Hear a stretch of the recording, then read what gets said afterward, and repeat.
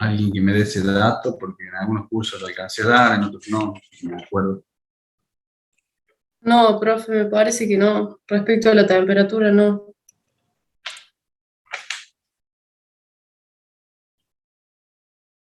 Bueno.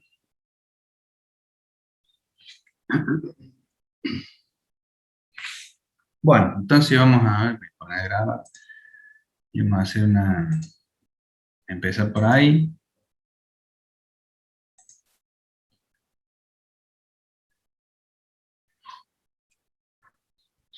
Bueno, breve repaso entonces, lo que habíamos visto, seguramente sí, la clase pasada, es una introducción de la resistencia como consumo de una fuente B, conectando una resistencia, teníamos como consecuencia una circulación de corriente, y estas tres variables estaban relacionadas con la ley de Ohm, que la simbolizábamos de una manera bien mnemotécnica, en este triangulito. Entonces, si tenemos que calcular corriente, decimos, dividimos voltaje dividido resistencia. Queremos calcular una resistencia, dividimos voltaje dividido corriente. Queremos calcular un voltaje, multiplicamos corriente por resistencia, todo sobre un mismo componente. Después, esto lo vamos a aplicar en cada una de las resistencias que tengamos en un circuito más complejo, que tenga más de una resistencia. Bueno, esto respecto a la cuestión de funcionamiento, la cuestión dinámica, al igual que hacíamos con los capacitores cuando definíamos C igual a Q sobre B, es decir, esta es una ecuación funcional. Esta ecuación funcional para los capacitores es equivalente a la ley de Ohm en el caso de las resistencias. En vez de la carga que acumula un capacitor conectado a un cierto voltaje B, acá decimos la corriente que circula por una resistencia de valor R cuando la conectamos a un voltaje B. Es decir, que tienen funciones similares en cuanto a que la ley de Ohm, o esta ecuación, para los capacitores es la ecuación funcional.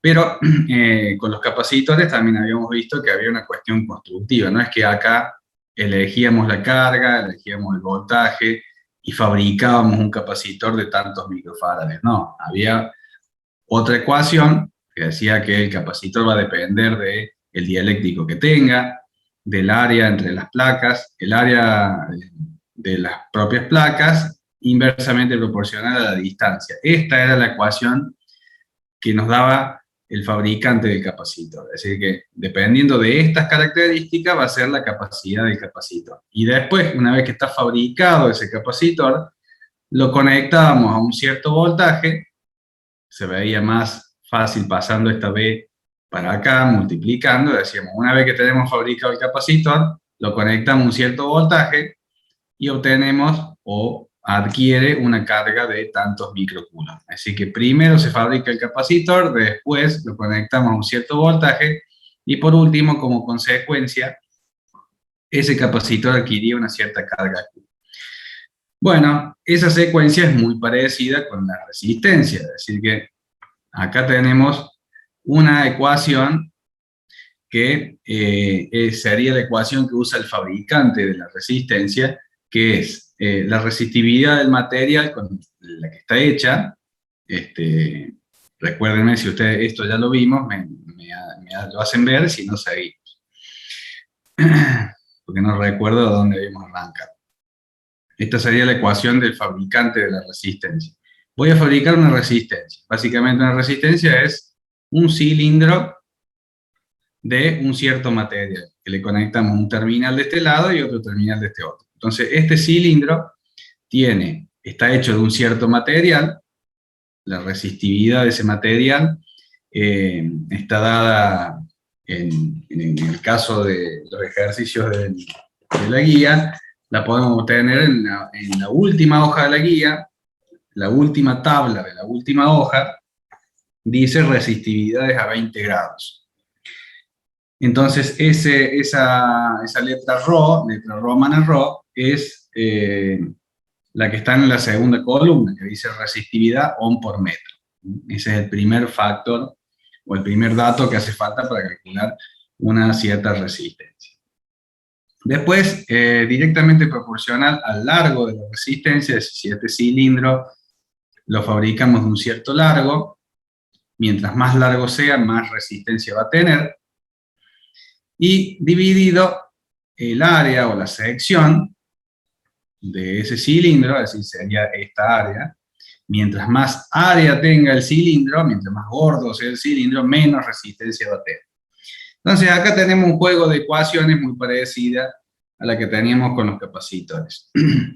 Fabricamos una resistencia con un cierto material y una cierta forma geométrica, más larga, más área, menos área. Entonces, una vez fabricada esta resistencia, la conectamos a un cierto voltaje y como consecuencia de eso circula una corriente. Es decir que en este caso podríamos despejar de la ley de Ohm corriente y decir, esto ocurre primero, fabricamos una resistencia o la usamos ya fabricada, esto ocurre primero se fabrica el componente, después a ese componente lo conectamos a un cierto voltaje y como consecuencia de eso circula una corriente eléctrica, es decir, movimiento de cargas, caudal de cargas, y igual a V sobre R. Entonces, vamos a ver un ejercicio de estos de constructivos, son muy simples, pero vamos a ver, vamos a tomar alguno que diga...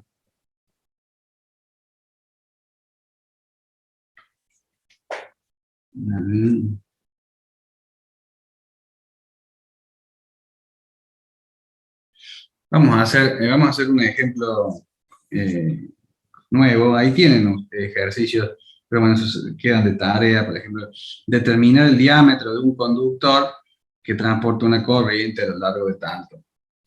A ver. Bueno, podemos hacer ese, el 9.3, que tiene una combinación para poder usar... A ver...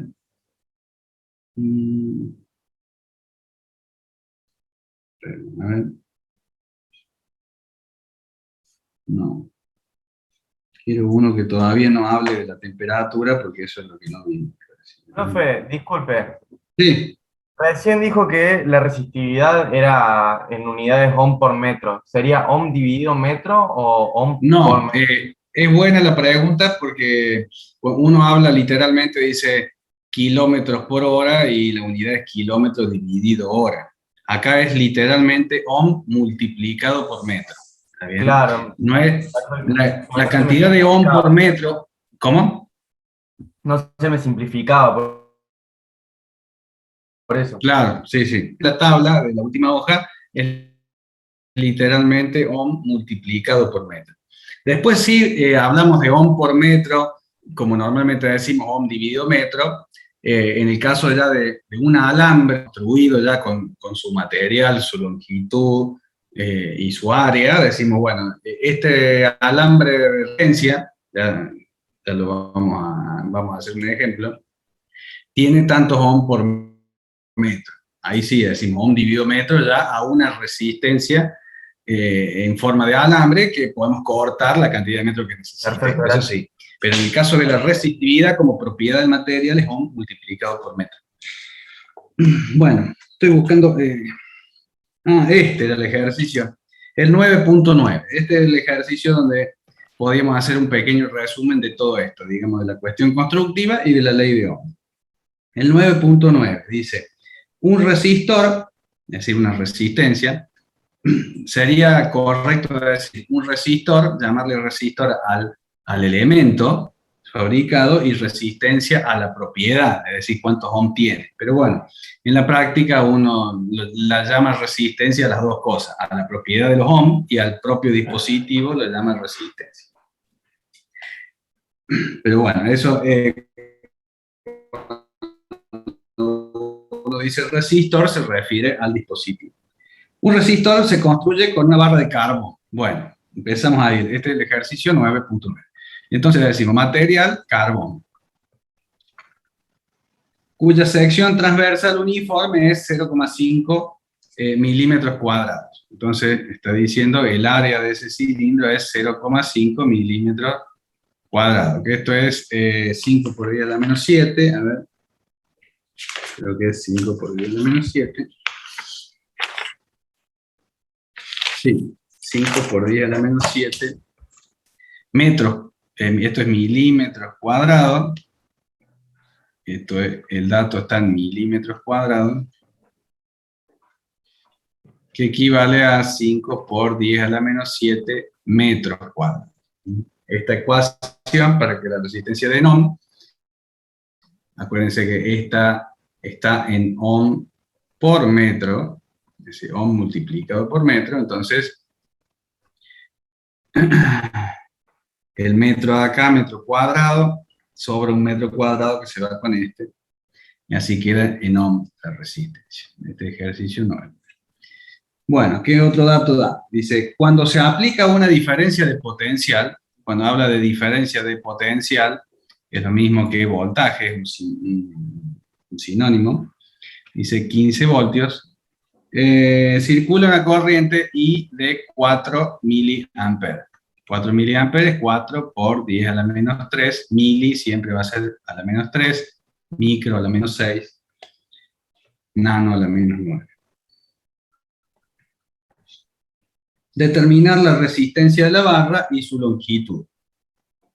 Bueno, esto es para utilizar la ecuación funcional, ley de Ohm, y la ecuación constructiva, que sería esta. Entonces, ¿qué datos tenemos? Y bueno, la resistencia o el resistor está conectada a una fuente de 15 voltios. Entonces tenemos el valor de la corriente, tenemos el voltaje, entonces podemos calcular la resistencia.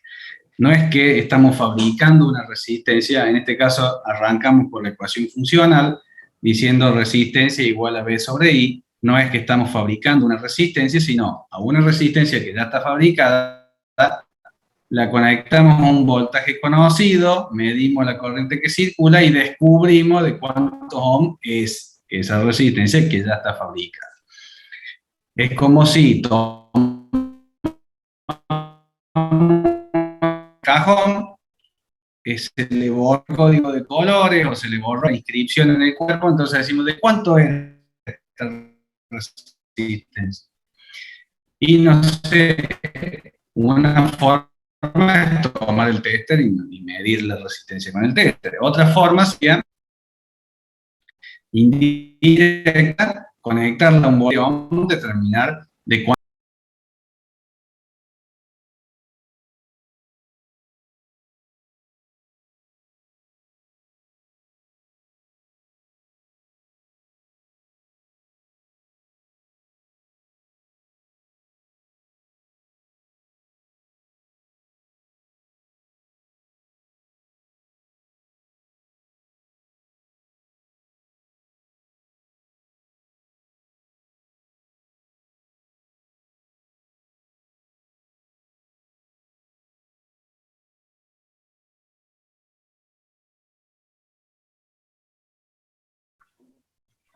Por 10 a la 5, a la menos 5,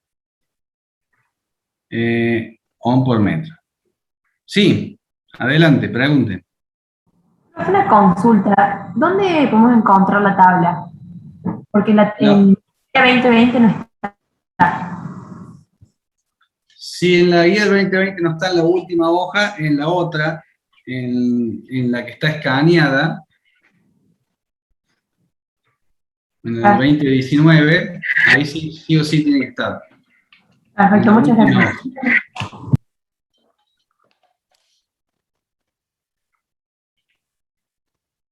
Bueno, resistividad a 20 grados. Ya vamos a ver lo que es esa 20 grados de referencia. Bien, entonces ya tenemos, arrancamos en este caso, porque están los datos planteados de esa forma, arrancamos con la ecuación funcional, que es la ley de Ohm. Le decimos, si pasa esto es porque esa resistencia es de 3.750 ohms. Bien, entonces ahora dice, ¿de qué largo está hecha esa barra de carbón? Bueno, entonces vamos a la ecuación funcional y en este caso pregunta el largo, por eso despejamos el resto de las cosas. Hasta acá fue funcional, acá tenemos que despejar el largo, es decir, la resistencia por el área que está dividiendo pasa multiplicando, la resistividad que está multiplicando pasa dividiendo, y bueno, ahí tendremos el largo.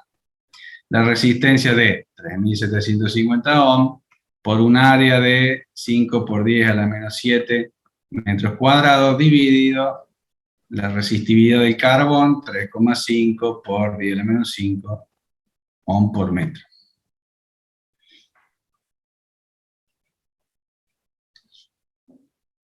Entonces, ohm con ohm, metro cuadrado con metro, la longitud queda en metros y da 53,5 metros. Bueno, obviamente estos números no son reales. La sección esta, aunque parezca chiquita, es muy grande para una resistencia de carbón. Esto debería ser a la menos 12, a la menos 15, por eso da tan largo. Pero en el caso de que esto, en vez de ser un carbón, por ejemplo, fuera un alambre de tungsteno, por ejemplo, como se usaba en las lámparas incandescentes, puede dar una cifra de no de 50 metros, no media cuadra, pero puede dar medio metro, 1 metro, 2 metros. Entonces, ¿qué se hace cuando, si este ejemplo fuera con, por ejemplo, un alambre de tungsteno con ciertas características de área? Bueno, hacemos los mismos cálculos con la resistividad del tungsteno en ese caso, y da tantos metros. ¿Qué ocurre con los alambres resistivos? Los que se usan para los caloventores, por ejemplo, para que salga caliente el aire de un secador de pelo.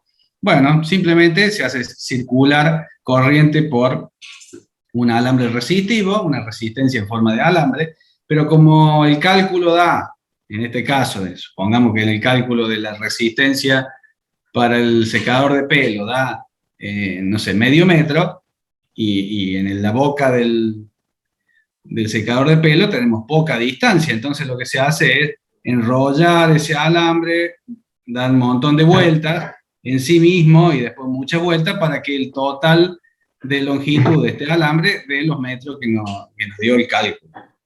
¿Está bien? Ahí sí sería razonable decir, bueno, tal alambre tiene tantos ohm por metro, pero ohm dividido metro. Entonces, para llegar a la cantidad de ohm que necesito, voy a tener que usar tantos metros de largo de ese alambre, y lo voy a tratar de enrollar para compactarlo y meterlo en el espacio que tengo disponible. Y como vimos en la clase pasada, eso sí lo hicimos, toda la energía que recibe la resistencia la disipa en forma de calor. Bueno, ¿alguna pregunta hasta acá? Ley de Ohm, cuestiones constructivas y un ejemplo. ¿No? Bueno, la cuestión de la variación de temperatura, que es el coeficiente que aparece al lado en la misma tabla, dice coeficiente de variación de temperatura. Bueno, para no hacer otro ejercicio nuevo, tomemos le agreguemos un punto, este 9.9, y decir, ¿cuánto vale esta resistencia de carbón si este valor que hemos calculado es a 20 grados? Porque esta resistividad que hemos traído de la tabla, dice, es la resistividad del carbón para 20 grados centígrados. Bueno, ¿cuánto vale esa misma resistencia? Llamámosle esta R sub 0 a la temperatura sub 0, que es no sub 0 de 0 grados, no necesariamente, sino sub 0 de referencia. La temperatura sub 0 de referencia es de 20 grados, entonces calculamos que esa resistencia vale eso. Ahora, ¿cuánto vale la resistencia, supongamos, a 50 grados centígrados? Bueno, la ecuación es muy simple, es decir, la resistencia a la temperatura de referencia hay que afectarla por un factor. 1 más, es decir, el 100% de esta resistencia, más. Más es algebraico porque acá viene el coeficiente de variación, y este coeficiente de variación puede ser positivo o negativo. Si es positivo, quedará el más si este coeficiente es negativo, bueno, quedará menos. Un coeficiente de variación positivo significa que aumenta la temperatura, aumenta la resistencia. Disminuye la temperatura, disminuye la resistencia. Es decir, una variación lineal directa. Si el coeficiente de variación de temperatura es negativo, pasa al revés. Aumenta la temperatura y baja la resistencia. Baja la temperatura, aumenta la resistencia. Coeficiente de variación de temperatura negativo es una relación lineal, pero inversa. En el caso del carbón, fíjense en la tabla, carbón, coeficiente de variación de temperatura alfa, menos 0,5 por 10 a la menos 3. Acá le falta el delta T, T menos T sub 0. A ese coeficiente de variación hay que afectarlo también por la diferencia de temperaturas. Esto dice cuánto varía el porcentaje en función a cada grado de diferencia con respecto a la referencia. Entonces hay que multiplicarlo por el delta T. Eso es lo único que hay que hacer para saber cuánto vale la resistencia a una temperatura distinta a la que fue calculada como referencia. Yo calculé o fabriqué una resistencia de carbón y me dio 3750 ohm porque usé la resistividad a esa temperatura. Ahora quiero saber cuánto efectivamente va a tener, cuántos ohm va a tener efectivamente esa resistencia a otra temperatura, supongamos 50 grados. Este es un punto adicional que le estoy agregando al 9.9 para no hacer otro ejercicio distinto. Bueno, la resistencia a la temperatura de referencia era 3750. 1. El coeficiente es negativo, el alfa del carbón es igual a menos 0,5 por 10 a la menos 3, 1 sobre grado centígrado. Entonces, como el coeficiente es negativo, acá va a quedar menos 0,5 por 10 a la menos 3, 1 sobre grados centígrados, y el delta T acá va a ser 50 menos 20, que es la referencia 20, quiero calcular a 50, sería el requerimiento del enunciado, del punto este que estoy agregándole al ejercicio. Entonces decimos, ¿cuál es el delta T? 50 menos 20, o sea, 30 grados por encima de la referencia, multiplicado por 0,5 por 10 a la menos 3, tenemos un 1,5% menos. Es decir, cuando hacemos 1 menos eso, tenemos 0, vamos a expresarlo para que se note que es un coeficiente, por 0,985. Vemos, aumentó la temperatura de 20 a 50 y la resistencia bajó un poco. 3750.985 por 3750. 3594. No, 3694.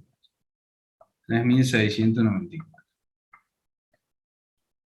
Y eso es todo lo que hay que hacer cuando el problema menciona coeficiente de variación de temperatura, entonces ahí atendemos al tema este de la variación de temperatura. Si no dice nada, es porque la variación de temperatura no se tiene en cuenta, o porque estamos trabajando las temperaturas cercanas a la de referencia, temperatura ambiente común, o bien porque el coeficiente es muy pequeño y es despreciable. O sea que, ¿cuándo vamos a atender a esta cuestión de la temperatura? Cuando en el enunciado nos indique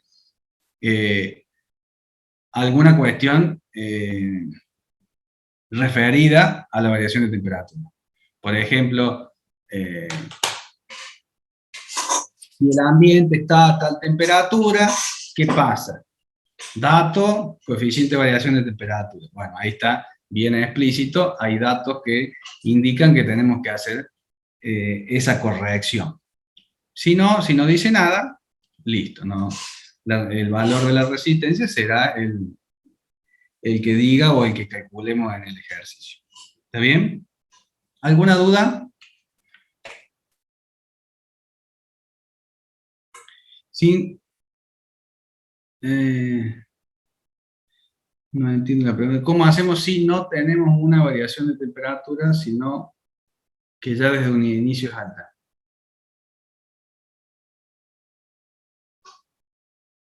No, si la temperatura está mencionada, es decir, tenemos una temperatura alta distinta a la de referencia, la temperatura de inicio sí está dada, porque tendrás en ese caso, en ese ejercicio, el dato del material con que está hecho. Entonces uno va a la tabla en el caso de los ejercicios, o al propio enunciado en el caso de si fuera un ejercicio de parcial, y va a estar ahí el coeficiente, la resistividad como dato, con la referencia de a qué temperatura está esa resistividad, y igual el coeficiente de variación. O sea que el dato de la temperatura inicial va a estar, a veces se toma como referencia 20 grados como T sub 0, a veces se toma 0 grados como T sub 0. Pero ese dato ustedes lo van a tener. Es decir, si habla de 100 grados, van al enunciado o van a la tabla y van a ver cuál es la referencia, 20 grados, 0 grados. El delta T siempre lo van a poder calcular. O a lo mejor se lo pregunta cuál es el delta T. Hay un ejercicio que les va a quedar de tarea, que le pregunta, ¿cuál es la temperatura a la que está la resistencia? Bueno, en ese caso les da los dos datos. Dice, una resistencia de carbón, por ejemplo, como si a este ejercicio yo les dijera, tengo una resistencia de carbón que a 20 grados tiene 3.750 ohms. Aumenta la temperatura y la resistencia baja a 3.694. ¿Cuál es esa temperatura? Bueno, entonces en vez de calcular R, despejan de acá T y tienen todos los datos. Tienen R sub 0, tienen alfa y T sub 0. Despejan esta. O sea, a veces puede no estar el dato de la temperatura, pero es porque es justamente la incógnita, entonces sí, está preguntando eso es porque el resto de los datos están o se pueden calcular. Bueno, ya que vimos esto de la variación de temperatura, vamos a hacer un ejemplo de los ejercicios que tienen resistencia variable. Vamos a hacer el ejercicio. Esto es más simplemente una interpretación, porque no tiene ninguna complejidad. Tiempo. Muy bien. El 914. Una resistencia variable se denomina a veces potenciómetro o a veces reóstato. Normalmente si es una resistencia variable pequeña de carbón, con una pista de carbón se le llama potenciómetro. Si es una resistencia variable como se usaba antes para regular, por ejemplo, velocidad de motores, eso antes mucho, se lo denomina reóstato, pero son sinónimos: resistencia variable, potenciómetro, reóstato. Es decir, que en vez de tener una resistencia de valor fijo, acá se pueden confundir porque dicen variable, ¿por qué? Porque cambió la temperatura. No, acá variable porque el dispositivo tiene una perilla que permite mover y variar la resistencia a gusto. Como en los equipos de audio, por ejemplo, anteriores, todavía se usa la perilla donde uno mueve en sentido horario, aumenta el volumen, o aumenta lo grave, o aumenta los agudos, y en sentido antihorario disminuye. Bueno, el dispositivo que hay detrás es un potenciómetro, una resistencia variable. Así que la resistencia puede variar por sí misma por la variación de temperatura, pero podemos fabricar un dispositivo donde a demanda podemos variar esa resistencia. Se simboliza, a ver, vamos a dibujarlo un poco más claro.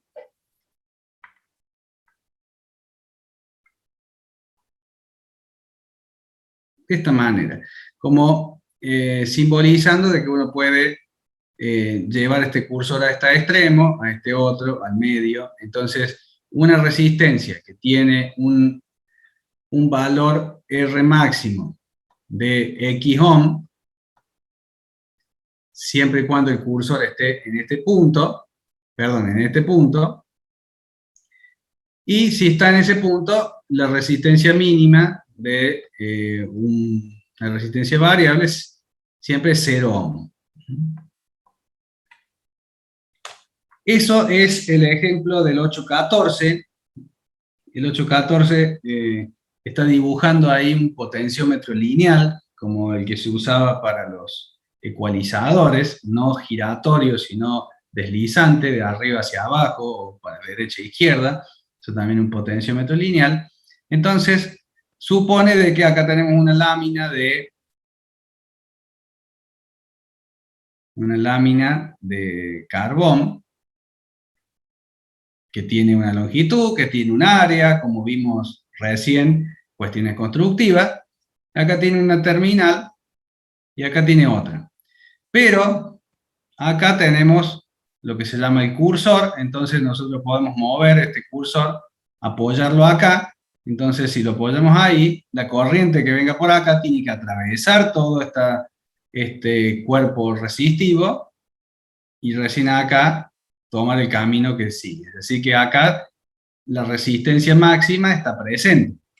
Pero si yo muevo este cursor, que es un cable, el cursor es un cable, lo muevo acá al medio, entonces la corriente va a tener que atravesar toda esta parte resistiva, pero acá ya no sigue de largo, porque acá tengo obstáculos, tengo resistencia, y acá tengo un puente.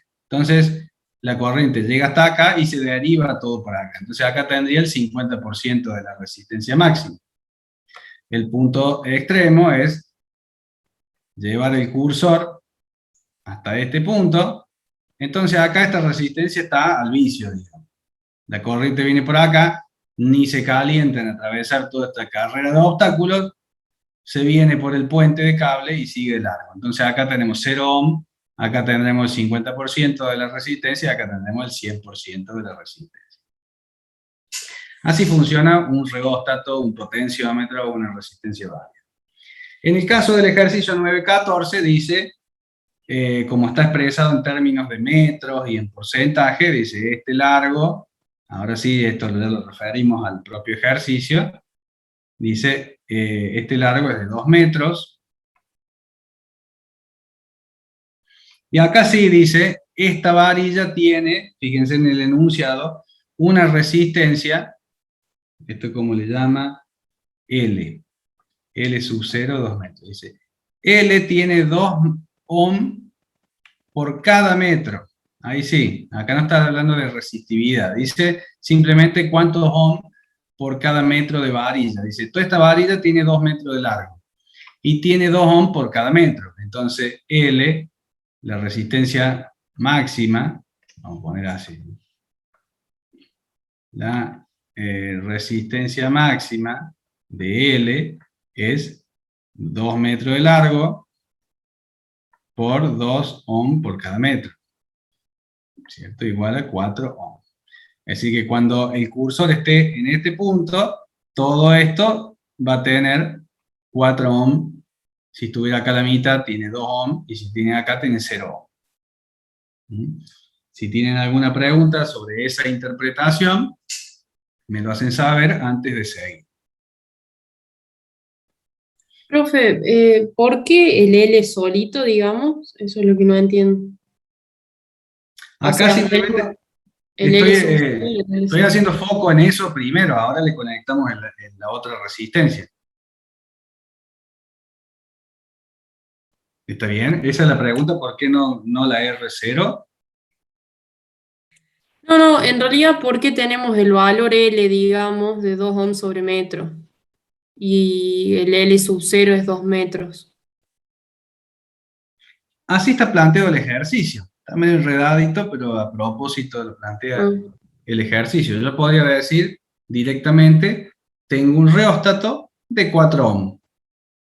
Y listo. Bien. Es decir, tengo un reóstato de 4 ohm. Entonces, cuando uno habla de un reóstato, un potenciómetro de tantos ohm, está obviamente hablando de su resistencia máxima, porque no va a decir de 0 ohm. Uno ya sabe que si lo lleva al mínimo, tiene 0. Entonces, cuando uno habla de el reóstato de 4 ohm, bueno, puedo variar de 0 a 4. dependiendo de dónde ponga el cursor. En este caso, en vez de decirle el dato directamente, el reóstato de 4 ohm, lo hace un poquito más enredado. Dice, es una varilla que tiene 2 metros de largo y cada metro tiene 2 ohms. Entonces, como para que hagan este cálculo auxiliar antes de empezar. Eso nada más. ¿Está claro de eso? Sí, sí. Es eso nada más, un pasito adicional para interpretar. Porque esto mezcla la cuestión de temperatura que vimos recién con el concepto este de resistencia variable. Y la pregunta también dice, ¿cuántos metros? En vez de preguntar, a veces, ¿qué se pregunta en estos ejercicios de potenciómetro o resistencia variable?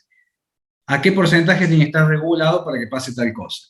¿Al 0%, al 100%, al 50%? Y la respuesta tiene que estar en porcentaje.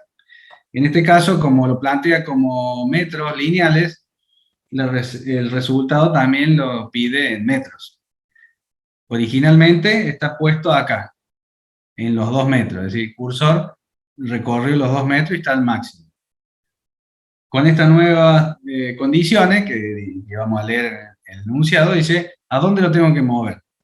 Y no lo pide en porcentaje, sino lo pide en metros. Entonces, bueno, calculamos el porcentaje y después lo pasamos a metros. Lo de los metros es anecdótico de este ejercicio. Lo más normal es a cuántos ohms lo tengo que regular y qué porcentaje de todo el recorrido de 0 a 100% corresponde. Bueno, vamos a agregarle la R sub 0. Esta R sub 0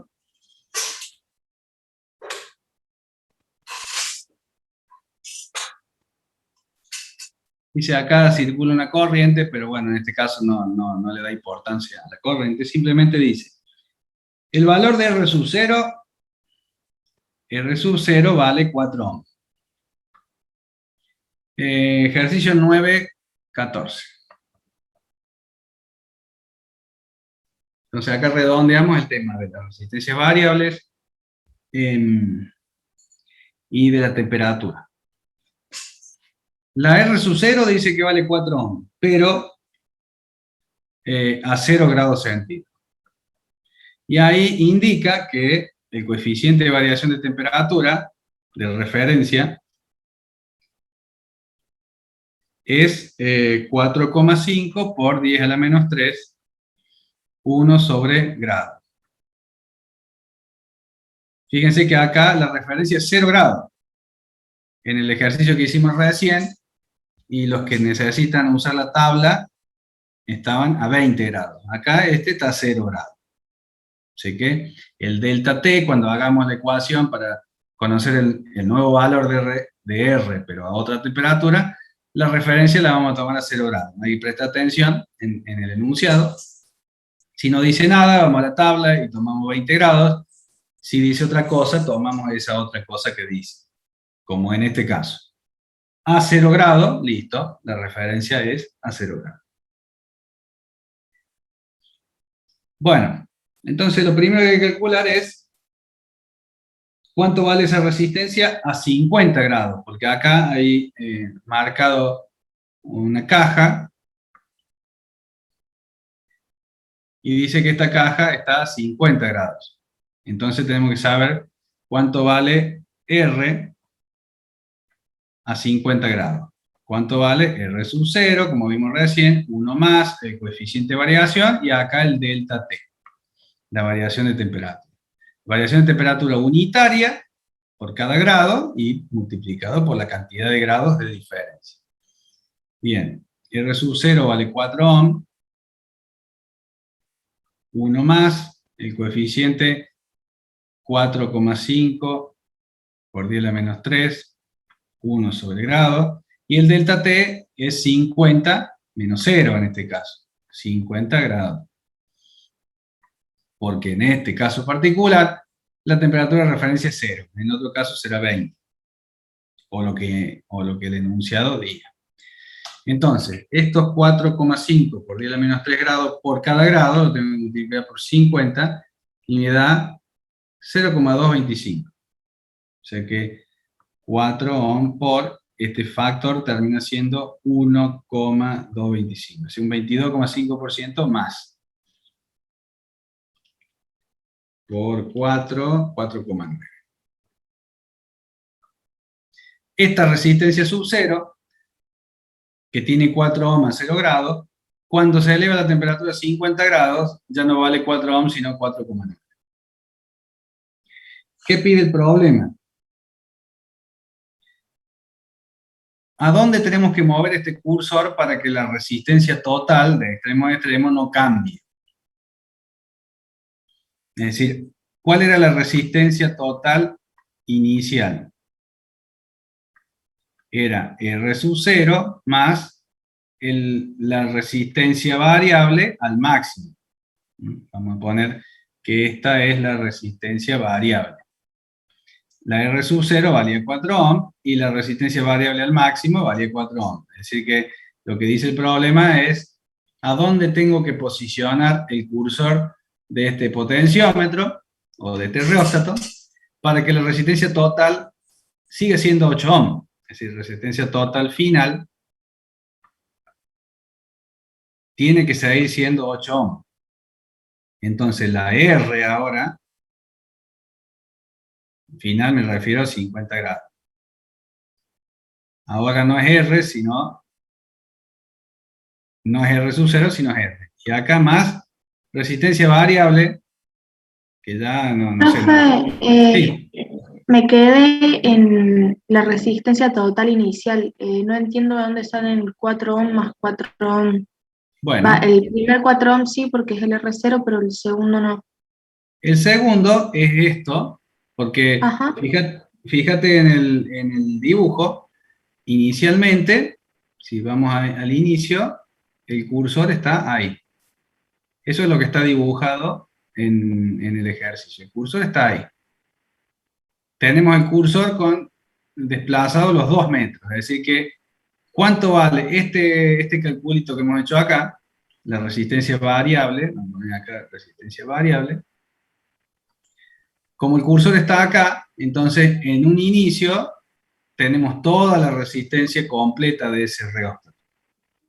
Entonces tenemos los 4 esto, más todo este recorrido de 4 ohms. Ajá. ¿Está bien? Sí, profe, gracias. ¿Es coincidencia? Sí, totalmente coincidencia. No sé, debería ser otro valor como para que no se confunda. Pero es una coincidencia total y absoluta. 4 ohms una cosa, 4 ohms la otra. Hubiese sido mejor ponerle valores distintos, así no se genera confusión. Es decir, total coincidencia. Esto no tiene por qué ser igual. Bueno, entonces está claro, ¿no es cierto? Esto 4 más 4 es a 20 grados, esta R sub 0 tiene 4, y cuando estaba a 20 grados, cuando arrancamos con esto, el cursor estaba acá al máximo. Ahí dice L sub 0, es decir, la longitud del cursor inicial es 2 metros. Ahora hay que moverlo hacia acá para que disminuya la resistencia. ¿Sí? Fíjense acá. ¿Cuánto tiene que valer RB? Y 8 ohms menos lo que vale R ahora. 8 ohms menos 4,9, 3,1 ohms. Es decir, si esto aumentó de 4 a 4,9, todo esto que valía 4 tiene que disminuir a 3,1 para que la suma, porque la resistencia en serie se suman, eso habíamos anticipado en la clase pasada, la resistencia en serie se suman, como antes se sumaban los capacitores en paralelo. La resistencia, para saber la resistencia total en serie, simplemente se suman las resistencias. Entonces, para que la suma de las dos, la serie, siga siendo de 8 ohms, si esta aumentó 0,9, esta tiene que disminuir 0,9 para que la total siga siendo 8. Bien, entonces acá queda el porcentaje, es decir, ¿cuánto lo tengo que mover acá? Si acá tengo el 4, lo tengo que mover a una posición más o menos por acá, para que toda esta parte desaparezca, a efecto del circuito, todo esto va a desaparecer y va a quedar solamente esta parte de la resistencia, porque apenas tenga el cursor ahí, los electrones o las cargas eléctricas van a tomar el camino más fácil, y toda esta parte va a ser, va a no existir a efecto del circuito. Bueno, si el total era el 100%, eran 4 ohm, el 3,1 ohm va a ser X. 3,1 dividido 4, el 77,5%.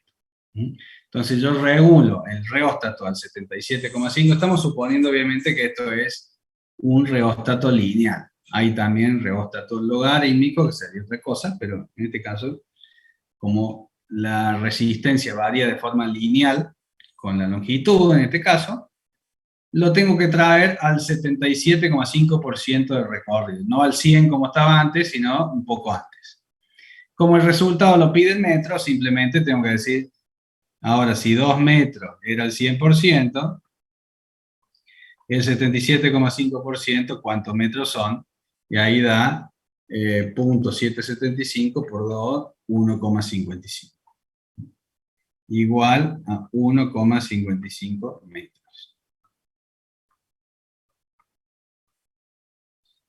Profe, una pregunta, ¿no se podría calcular de otra forma? Por ejemplo, la ecuación que usted tiene que es RB max, que le da Sí, como 2 metros por 2 ohms sobre metro, ¿no? Poner sí, los 2 metros como X y perfecto. bueno, Sí, exactamente, también está perfecto eso. Que es más o menos parecido a lo que hicimos, evitaríamos un paso, es decir, 2 ohm por metro, entonces necesito 3,1, entonces necesito 1 metro y algo, es decir, 1 metro, 2 ohm, 3,1 metro, X, 1,55, ¿sí? Eso no hay ningún problema, eso está perfectamente bien.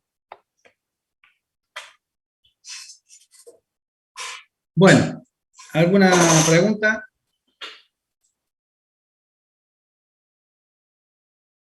Bien, nos queda justo...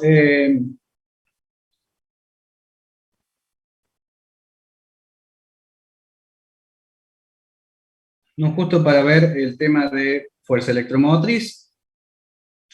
Y ya después la clase que viene, si no será el lunes que viene. Recuerden que sábado 21, si no me dicen horario distinto, el sábado 21 a las 15 horas, yo les voy a colgar un recuperatorio para el primer parcial. Así que aquellos que no aprobaron o aprobaron con 4 o con 5, puedan tomar ese recuperatorio. Yo no tengo problema en A hacerlo. mí se me complica esa hora de la tarde, Bueno, porque juego partido.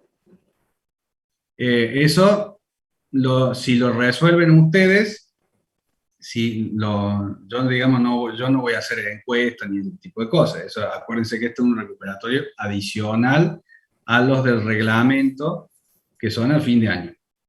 Entonces, si ustedes se ponen de acuerdo en otro horario, sea más tarde, más temprano, me da lo mismo, pero siempre y cuando las diferencias las resuelvan ustedes. No que un grupo dice una hora, otra hora, no va a haber dos parciales de distintas horas, eso no.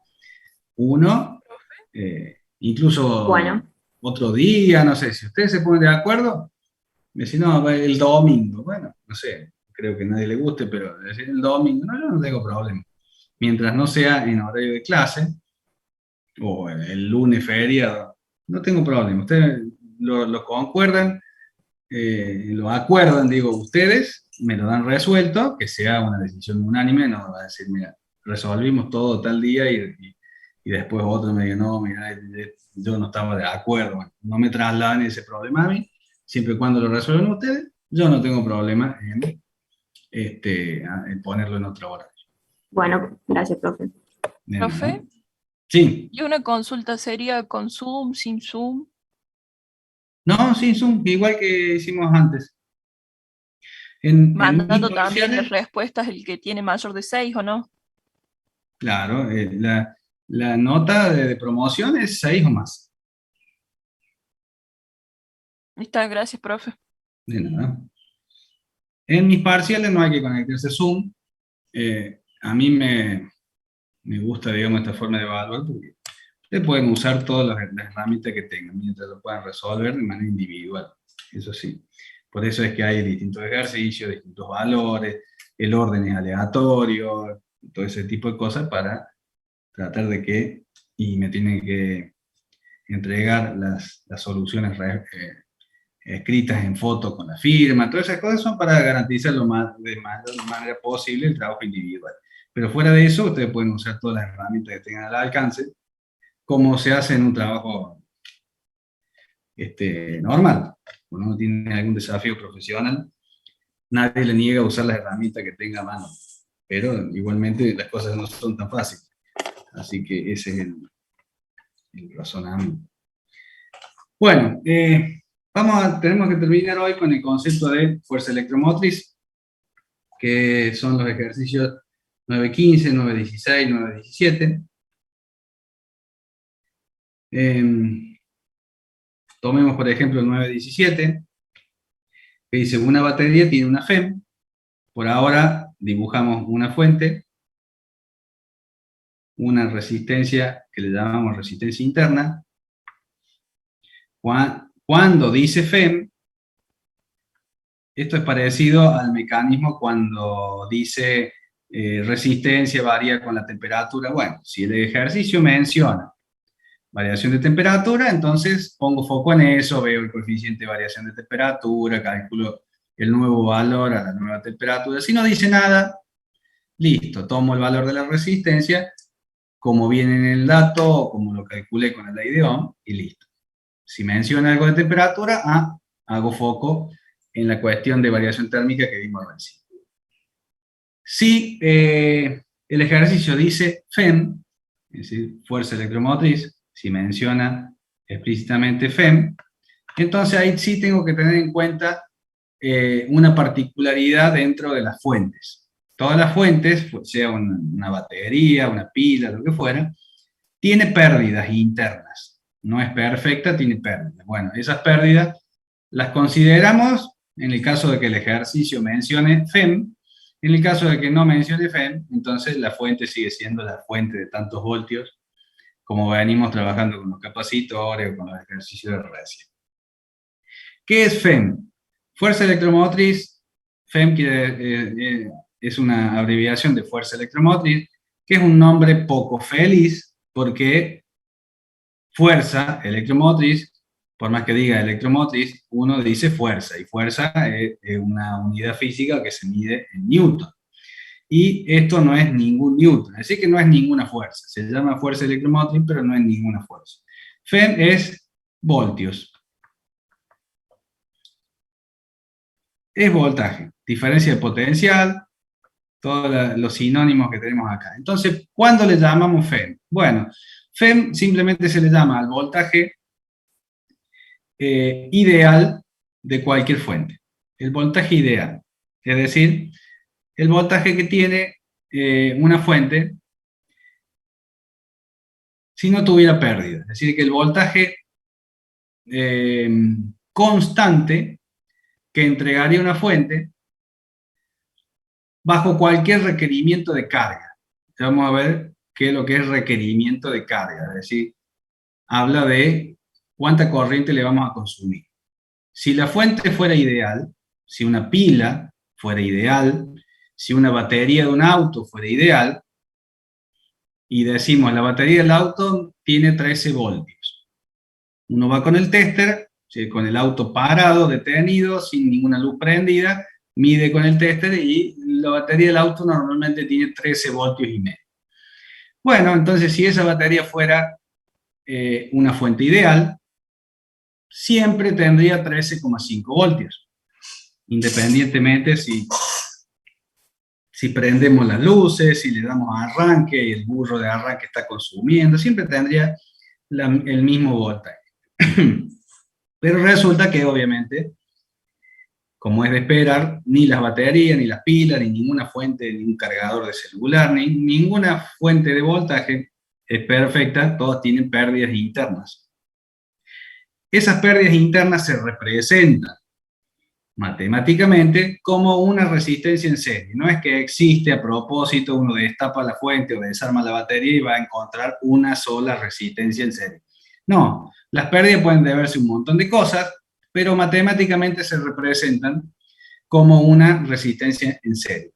Y la FEM es el voltaje ideal de esa fuente. Entonces, una fuente real, que la vemos de afuera, decimos positivo, negativo, tantos voltios. Bueno, ese voltaje en una fuente real varía en función de los requerimientos de carga. ¿Por qué? Porque el modelo matemático indica que hay una resistencia interna. Como cualquier resistencia que hace, disipa energía en forma de calor. ¿Está bien? Entonces, por eso es que las baterías se calientan. Porque a medida que le consumimos corriente, le sacamos corriente con algún consumo, esa corriente que va al consumo vuelve, sale del positivo, como vimos en la clase pasada, vuelve al negativo, y cuando está volviendo al negativo, en este modelo matemático, pasa por la resistencia interna, potencia V por I, voltaje que cae acá, corriente que cae, energía que se disipa. Y por eso las fuentes, las pilas y todo, a medida que más le consumimos, más disipación de energía en la resistencia interna, y se calienta. Cuando estamos cargando la batería, cuando acá estamos cargando, haciendo el circuito al revés, lo mismo, la corriente en vez de entrar por abajo, sale en sentido opuesto, y lo mismo disipa, la resistencia interna siempre disipa pérdida de energía, cuando se carga la batería y cuando se descarga. Por eso es que, como cuando se carga, la corriente de carga es mucho más alta que la corriente de consumo normal, por eso uno nota que las baterías se calientan más cuando se están cargando que cuando se están descargando, salvo que las descarguemos de golpe. Como en algún momento algún teléfono celular se pone en corto y la batería se descarga de golpe, a veces no lo pueden tocar por lo cual lo caliente que está. Bien, ¿alguna duda hasta acá?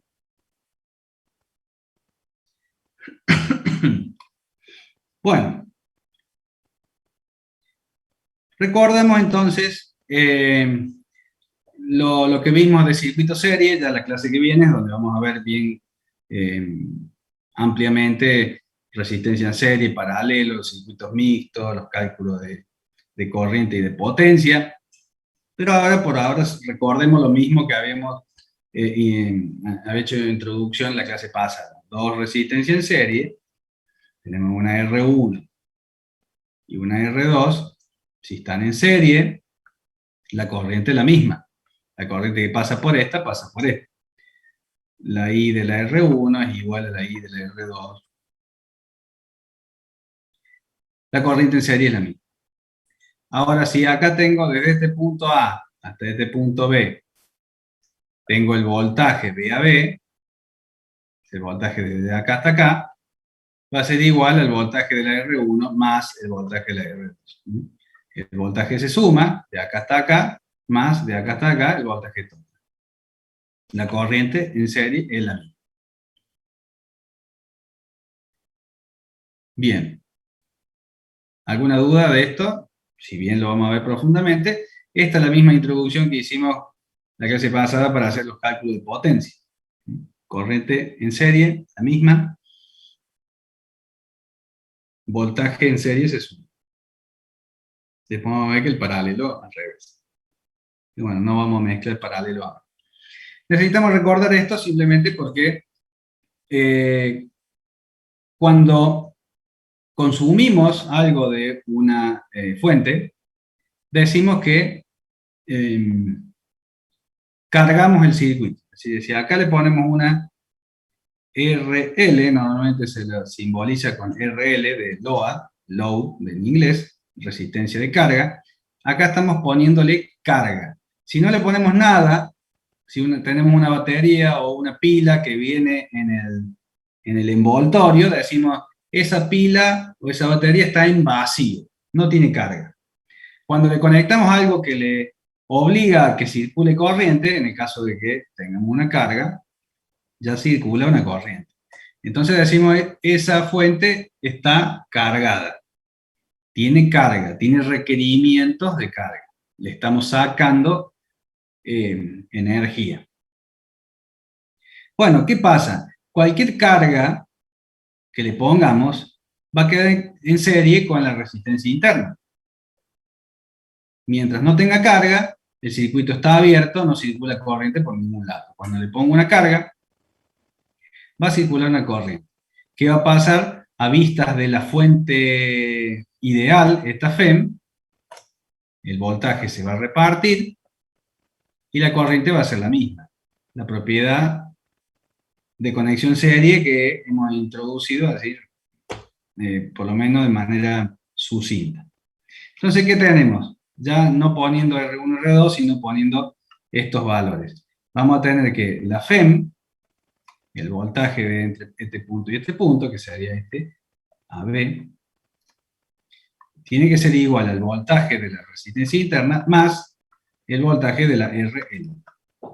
El voltaje en serie se suma. Y la corriente, bueno, la corriente I, la I de la RL es igual a la I de la resistencia interna. La única I, un circuito C. Bien, entonces es de suponer, acá ya lo estamos viendo, de que si la fuente ideal tiene 12 voltios,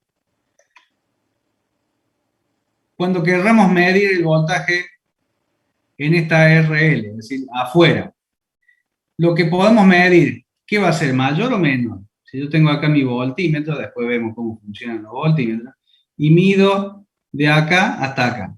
¿Qué voy a ver? Si esta FEM es de 12 voltios, ¿acá qué voy a ver? ¿Más de 12 voltios?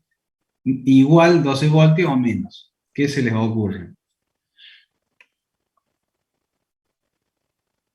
Menos, obviamente, porque acá estamos viendo, esta FEM, si la FEM, a ver, tomemos un ejercicio, el 917, dice, la FEM es de 6 voltios, vamos a hacer el 917.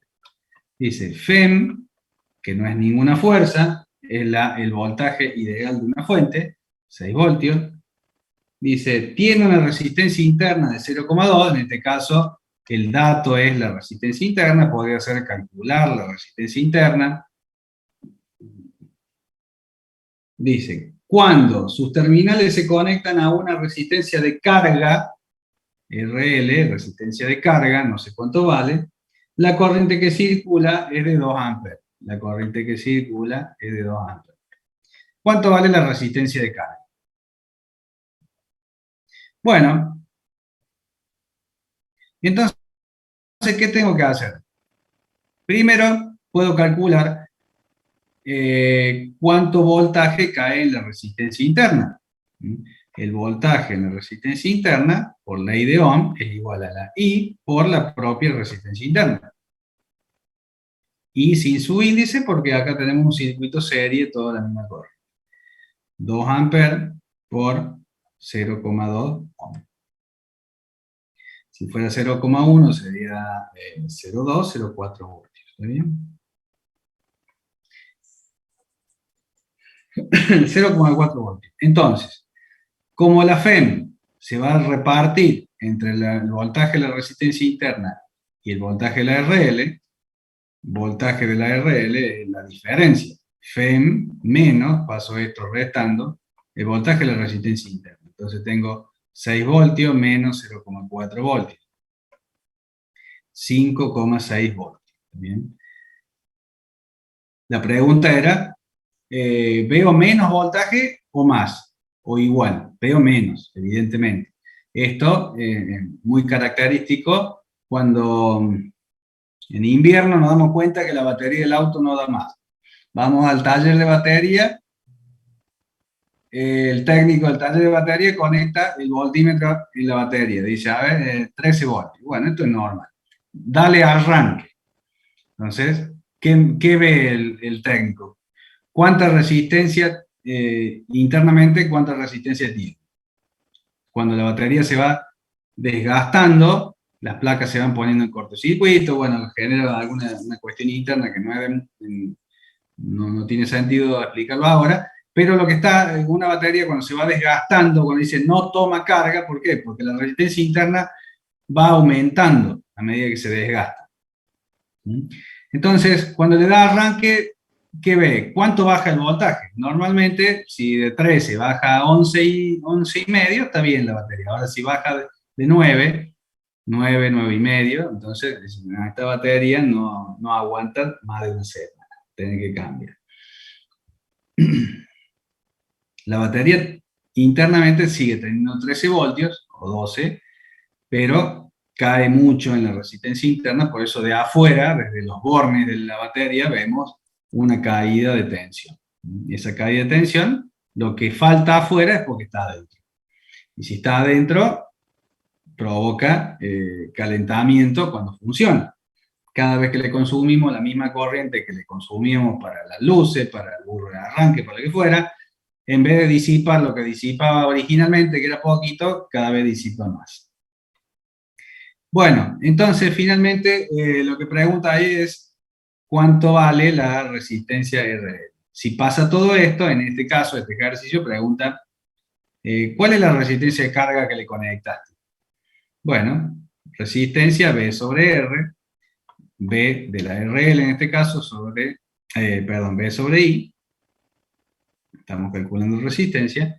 A ver, si la resistencia cae en 5,6 voltios y le está circulando una corriente de 2 amperes, es porque esa resistencia es de 5,6 dividido 2, 2,8 ohms.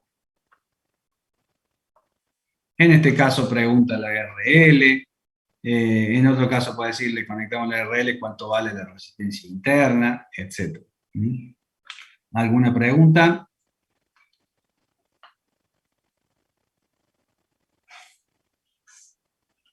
Podemos hacer preguntas adicionales como la de la clase pasada, si esto sucede durante tanto tiempo, cuánta energía disipó la resistencia interna. Ustedes saben, potencia V por I, potencia por tiempo igual a energía. La energía la calculamos en Joule. Si queremos calcular costo, pasamos los Joule a kilowatt hora y multiplicamos por el costo de los kilowatt hora. Todas esas cosas adicionales se pueden hacer.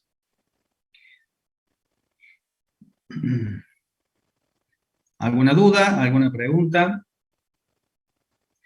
Si no, hago un comentario más y estaríamos con el tema cubierto para hoy. Bien, el comentario es, a ver, lo podemos hacer porque es simple. Acá yo digo, le conecto una RL, una resistencia de carga. Ustedes se darán cuenta, mientras más chica es la resistencia de carga, la carga en sí misma es mayor. Es decir, mientras menos resistencia tenga, más corriente le voy a consumir a la fuente. ¿Está bien? Fíjense acá. Bueno, acá está el cálculo al revés, pero si esto consumiera 4 amperes, quiere decir que esta resistencia no es de 3 ohms, sino que es de la mitad, 1,5, 1,4. Si mientras más chica sea la resistencia que le conecto, más requerimiento de carga. Si una resistencia de una RL más chica es en sí misma más carga para el circuito.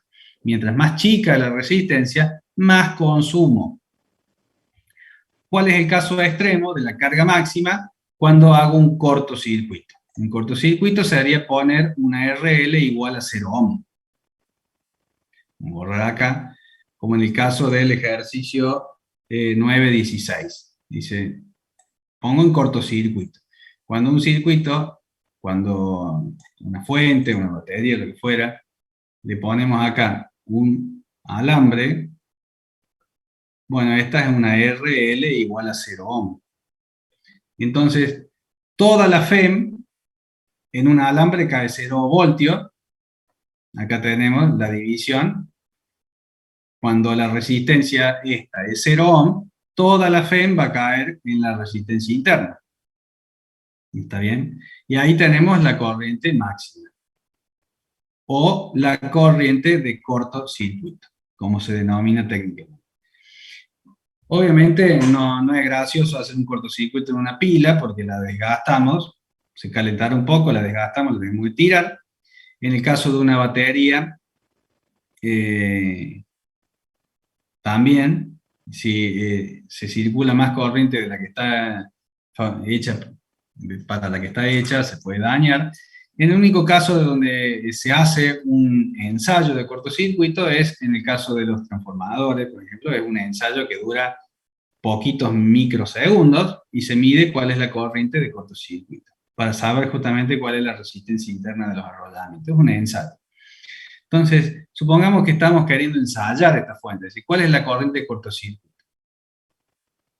Bueno, si podemos medir la corriente, en el caso del ejercicio 9.16, plantea eso, dice, una batería tiene una FEM de 16 voltios. Es decir, un voltaje ideal acá adentro de 16 voltios. Perdón, de 15. El ejercicio 9.16, la FEM 15 voltios. Y dice, se mide una corriente de 60 amperes cuando la batería se pone en cortocircuito. Es decir, que la corriente de cortocircuito es 60 amperes. Poner en cortocircuito es eso. Quiere decir que el voltaje de la resistencia interna es la propia FEM. Cuando estamos ante un cortocircuito, todo el voltaje FEM va a parar a la resistencia interna. Por eso es que se recalienta tanto una batería cuando se pone en cortocircuito, porque toda la energía que sale de la FEM va a parar a sí misma, a su propio encapsulado, y toda la energía, ya no el 10%, el 5%, el 2%, sino el 100% de la energía que sale de la fuente, se disipa en su propio gabinete, en su propio dispositivo. Se disipa en forma de calor. Entonces, en ese caso, dice, ¿cuál es la resistencia interna? Bueno, resistencia interna es B de la resistencia interna sobre la corriente. En este caso, en el caso de cortocircuito, toda la FEM cae sobre la resistencia interna, entonces sería 15 voltios dividido 60 amperes. 60 amperes. 15 dividido 60, la resistencia interna es 0,25.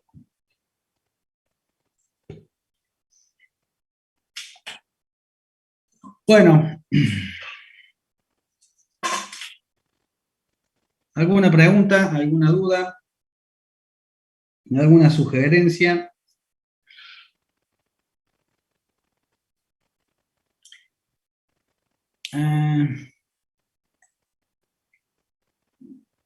Resolver el ejercicio 6.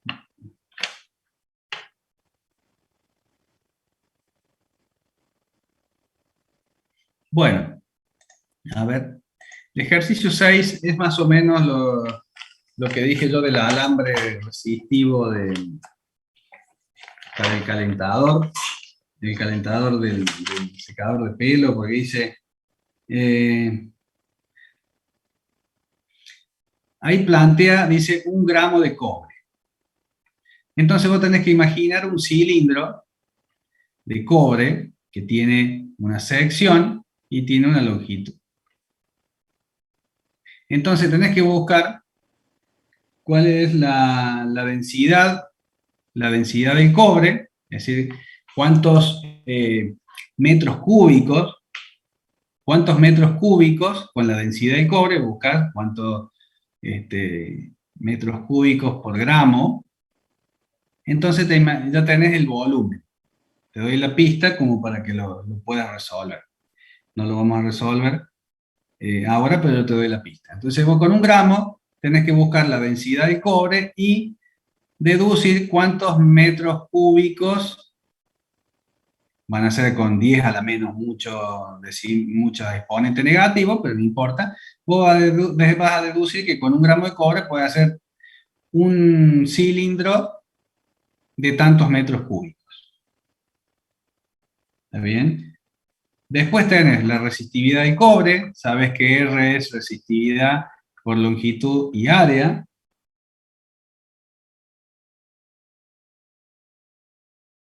Entonces, el volumen es igual, en este caso, el volumen del cilindro es el área por el largo, entonces ahí podés reemplazar, para poner esto en función, si te necesitas calcular el área primero, reemplazas L acá, te queda en función del volumen que ya lo calculaste, y podés calcular el área, y en función del área el diámetro.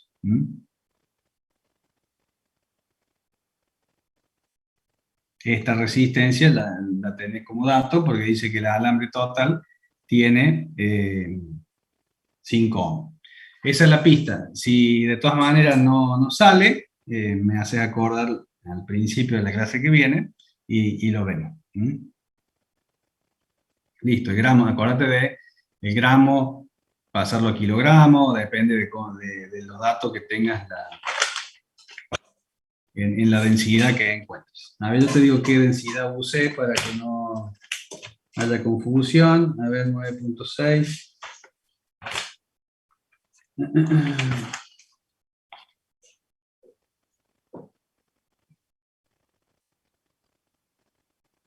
Bueno, el cobre que usé yo dice 8,96 gramos por centímetro cúbico.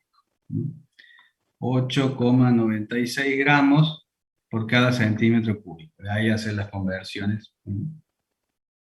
El volumen te tiene que dar 1,12 por 10 a la menos 7 metros cúbicos. Ese es el volumen que vos podés hacer con 1 gramo de cobre.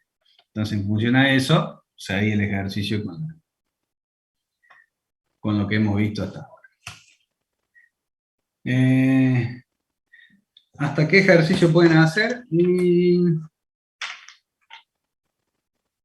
yo diría que todos antes del 924, que son los ejercicios donde ya tenemos muchas resistencias en serie, en paralelo, combinaciones, que es lo que vamos a empezar a hacer el lunes, no el que viene, que es feriado, el otro.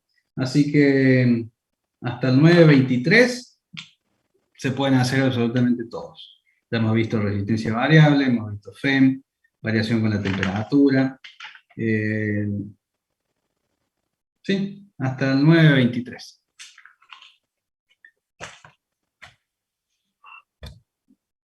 Bueno, dejamos acá entonces. Que tengan buena semana, nos estaremos viendo de acá a 2 lunes. Chao, profe, nos vemos. Gracias, Chao. profe, nos vemos. Muchas gracias. Nos vemos, profe. Nos vemos. Suerte, buena semana. Nos vemos.